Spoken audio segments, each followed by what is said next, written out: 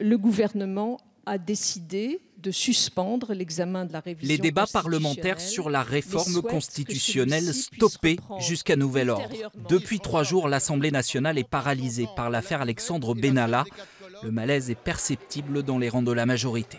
C'est une affaire gravissime.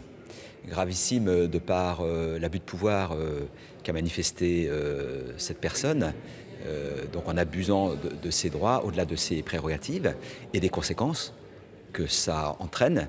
Notamment, je crois, la plus grave, c'est vis-à-vis de la confiance que la population peut avoir vis-à-vis des forces de l'ordre. On n'est jamais à l'abri d'un dérapage, d'un fait divers, je ne sais pas d'ailleurs quelle est la nature de cette action même. La justice et l'enquête le révélera, donc il ne faut pas préjuger trop tôt des résultats de l'enquête. Il y a l'enquête, il y a l'affaire Benalla, et puis il y a le travail parlementaire qui est complètement bloqué par les oppositions, et je trouve ça totalement irresponsable, parce qu'elles pensent tirer un bénéfice politique de cette affaire, avant même d'ailleurs qu'on ait les éléments d'appréciation.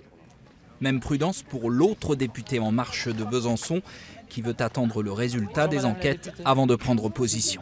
On peut toujours faire des erreurs. Après, l'important, c'est, comme je vous l'ai dit, que la responsabilité, qu'on sache exactement ce qui s'est passé, que la responsabilité soit posée et que les sanctions adéquates soient prises, tout simplement. Et vous imaginez qu'Emmanuel Macron et que le cabinet de l'Élysée est plus protégé, cet Alexandre Benalla? Non, pour moi non.